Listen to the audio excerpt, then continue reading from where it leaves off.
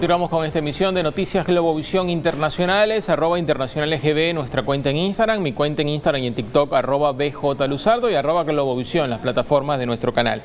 Vamos a recibir, como lo había anunciado en la parte anterior, al analista internacional Nacho Montes de Oca, además también periodista, y le agradecemos mucho desde Argentina recibir este contacto con nosotros para interactuar un poco y analizar la situación sobre todo de Estados Unidos. Buenos días desde aquí, desde Venezuela.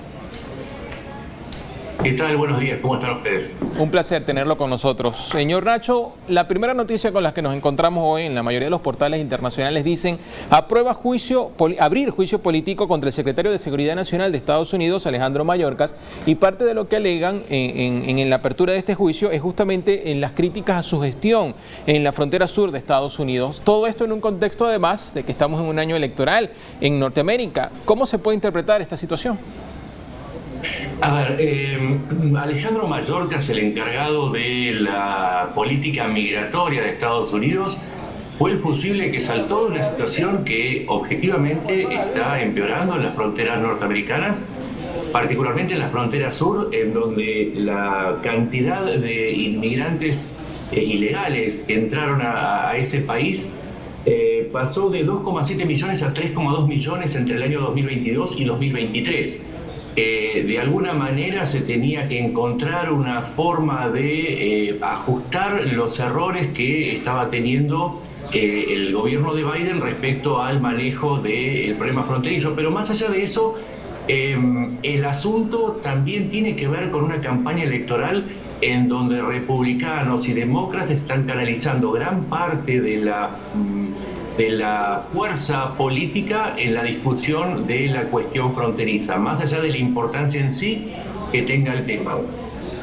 Justamente a la par de esta noticia también conocimos algunas por agencias internacionales que informaban que había dejado su cargo o piensa dejar su cargo Juan González. Estoy hablando del asesor de seguridad de Biden para Latinoamérica, y es bien conocido que los problemas de migración se generan en su mayoría para Estados Unidos justamente por el pueblo latinoamericano. ¿Cómo se puede interpretar? Estamos hoy ante la noticia de Mayorkas, pero también tenemos información de agencias internacionales que hablan de Juan González que dejaría su cargo.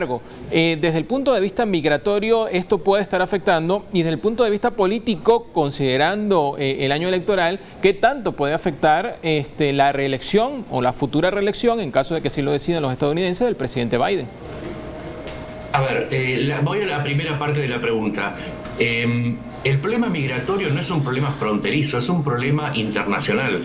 La marea migratoria que llega no viene de la nada, sino que está muy relacionada con la situación en los países de América Latina.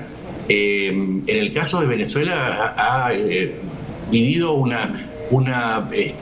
éxodo de casi 8 millones de personas, y muchas de ellas van en busca de un nuevo destino en los Estados Unidos. A eso le sumamos los colombianos, los cubanos, los mismos mexicanos, nicaragüenses.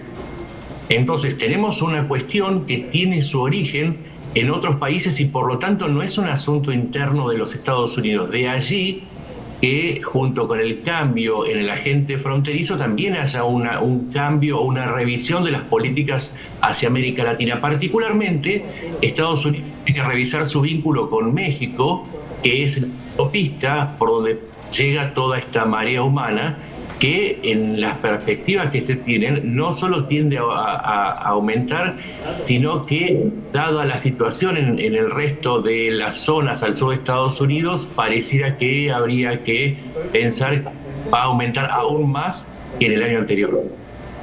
Fíjese que también podemos tocar en este punto lo que es la aprobación de la ayuda por parte del Senado para Ucrania, Israel y Taiwán. Y a esto se unen unas declaraciones muy polémicas que ha hecho el expresidente Donald Trump, en el que dice que animará a Rusia a que haga lo que quiera con los aliados de la OTAN, que no paguen en defensa. Estas declaraciones incluso han sido rechazadas por altos funcionarios de Estados Unidos. Entonces, pasando a este tema, ¿cómo se puede interpretar la aprobación de esta ayuda por parte del Senado, pero también cómo se puede interpretar las declaraciones del expresidente Trump?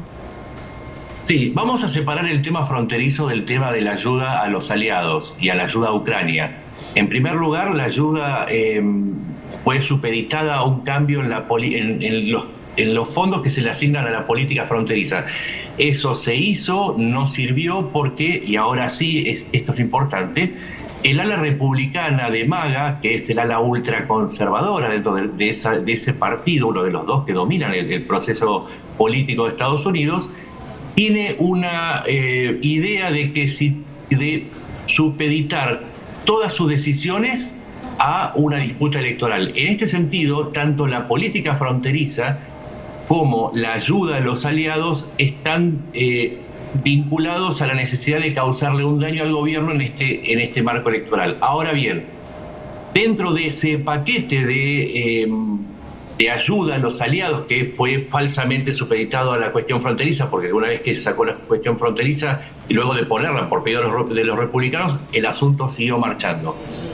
Ahora bien, lo que trato de explicar es que la ayuda a los aliados no tiene tanto que ver con que Ucrania necesita los recursos de manera urgente, sino con que los republicanos de MAGA están calculando que si hay un éxito en el apoyo a Ucrania es una ayuda a la imagen de Biden en esta carrera electoral. Y por otro lado, también hay que considerar este ala de MAGA, este ala ultraconservadora, tiene muchos puntos de coincidencia en cuanto a la visión política del mundo con Putin. En este juego también están perdiendo otros aliados, en este caso Israel, que está en este momento enfrentándose a una ofensiva terrorista vinculada a Irán, y Taiwán, que afronta una amenaza de invasión de China. Entonces, cerrando el concepto, la cuestión de la interferencia de MAGA en la cuestión fronteriza tiene bases reales. Ahora,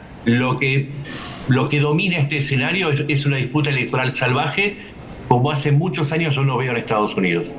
Y justamente, ya para cerrar esta conversación, quisiera preguntarle como analista, en caso que el expresidente Donald Trump pueda ser reelecto como mandatario de Estados Unidos, ¿qué cree que pueda pasar con estas ayudas a Ucrania, con ese apoyo a Ucrania? ¿Cómo quedaría Ucrania en caso de que un republicano o el expresidente Trump, luego de estas declaraciones que ha ofrecido, pueda llegar a la presidencia del país?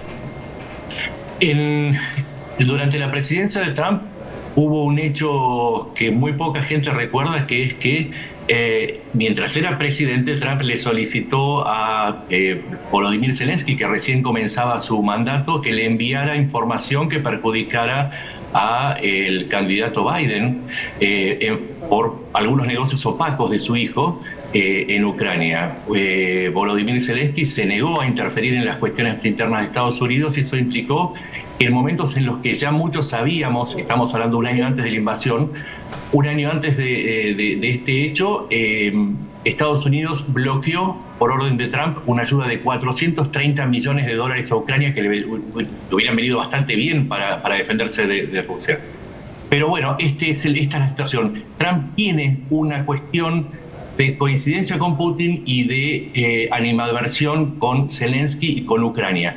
Y como Trump podría llegar a ganar la presidencia en caso de asumir, lo que es más predecible es pensar en que Trump va a dejar de ayudar a Ucrania y va a dejar que Europa solamente se haga cargo de la defensa de Kiev frente a la invasión rusa. Estos son datos de la realidad, y después vienen las especulaciones políticas.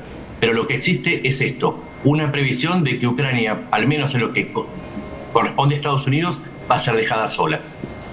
Le agradecemos mucho por atender nuestra llamada, además para analizar unos temas que son bastante densos, a veces complejos de explicar, el tema de la migración, el tema también de la guerra, el tema de los conflictos políticos que se generan y que son debate en Estados Unidos, pero seguramente tendremos otros espacios para volver a conversar con usted. El analista internacional y periodista Nacho Montes de Oca nos atendió desde Argentina. Vamos a la pausa y al regresar más en Noticias Globovisión Internacionales.